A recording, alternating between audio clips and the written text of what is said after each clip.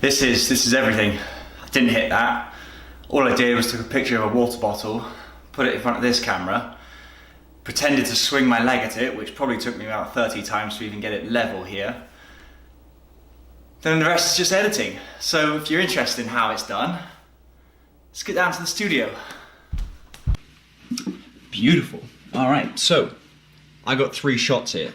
Only 3 shots. I've got one of me kicking, another one of a bottle with no cap to it, and another one of another bottle, or the same bottle, with the cap on it. Those are the 3 shots you'll need, and that is it. So if you've been on this channel for a while and you're looking at me thinking, wow, Ollie really put on some weight, I just got 4 wisdom teeth taken out, which is why I'm looking like a hamster at the moment, and it's pretty freaking swollen.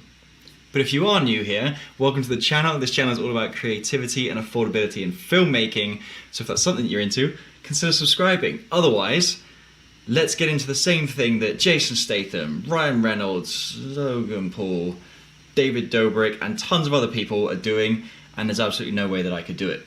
It's kind of why I just find out how to fake it.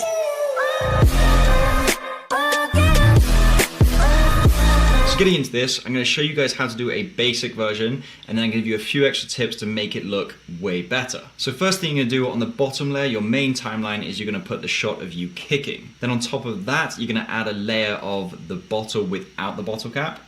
On top of that is going to be a layer with the bottle with the bottle cap. And we're going to do all our animation to the bottle cap, and then a little bit more to that afterwards. Here is my shot without the bottle cap, and I had to draw a mask around because I've got my normal shot here. I drew a mask just around the bottle.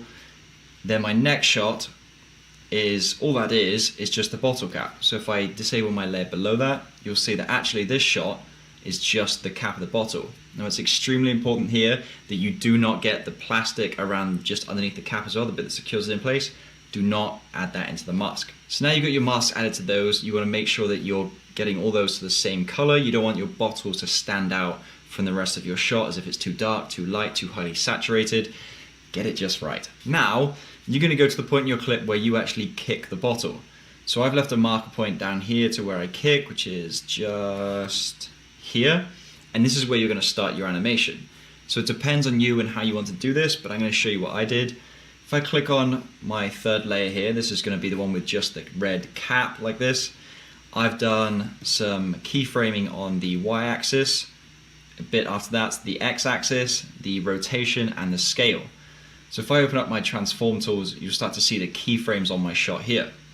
If I go frame by frame, you'll see here, we go up on the y-axis, and then we come across to the left on the x-axis, and then we start to go all the way down to the bottom left, and you see how we've got some rotation and the scale is decreasing as well. And you see I've added a little bit of rotation as well as the bottle comes off the top, just to, you know, a little bit of fanciness. Now this is where you can get a little bit fancy. If you click on your keyframes, you'll have these little toggle points that come up. If they don't come up, just right click on it and click smooth. With these toggle points, you can start to manipulate the rate at which you go from one parameter to the next parameter. So in this case, I'm going from X and Y parameter, whatever this is, all the way to X and Y parameter down here. And for me, I want to speed that up gradually over time. So I've stretched out my toggle point here, rather than it being stuck up here somewhere. I've pulled it out down here, and that allows that time period to be longer and allows it to almost like ramp up in speed. So that's how you manipulate that, but how do you make it look even better, even more realistic? First thing we're gonna do is add some motion blur to, or some directional blur to the bottle cap. You're gonna make it look like it's rotating or spinning really fast.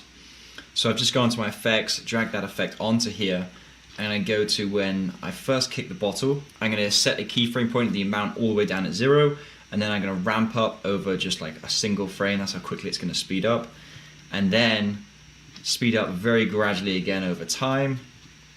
And then that's how you get that kind of stretch looking. Let's see, we've got that blur. If I turn this off and then back on again, you'll see how you've got that blur around the bottle cap. That gives it the effect of spinning and the camera can't keep up. Now next thing, notice how if I just go through this frame by frame, notice the bottle doesn't have any kind of reflection in it, and you would normally expect some kind of reflection, especially because this is a clear plastic bottle. We don't have anything. Really quick and easy way to do that. Grab your bottom layer, press Alt and drag that all the way to the top. To have that all the way at the top, we're going to add a mask around the bottle area in this shot. Just around here, not around any of the plastics at the top, the red plastic, just around the clear plastic bottling. And then we're going to open up our mask, and we're going to drop the opacity all the way down to just below 10 or whatever you think looks good for your shot. And it gives that effect as if you've got the reflection behind the bottle, but in actual fact, it's in front of the bottle. We've just dropped the opacity down so much that it barely shows. Final 2 points here. You're going to grab your 2 shots, your 2 bottle cap shots, Alt-G on your keyboard, turn those into a compound clip, or if you're on Premiere Pro, a pre-composite clip. And then we're going to go to the effects in the bottom right and just search for handheld, drag that onto your shot. And then you can play around with the shakiness and the distance, but we've got to keyframe it first. The whole point of this effect is to give it that look as if the bottle is moving a little bit as we kick it. So I'm going to go to the point that I kick the bottle here, put the shakiness all the way down, get a keyframe point, and then next frame I'm going to bring it up. I'm not going to bring it up very high because I am that pro, remember? Barely touched it.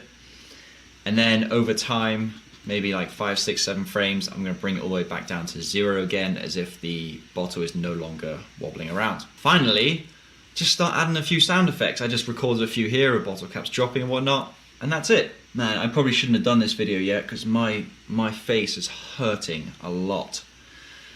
But if you guys enjoyed this video, please drop a like, let me know what you thought of it in the comments below. Do you think it's a real thing that people are doing, or do you think it's fully fake?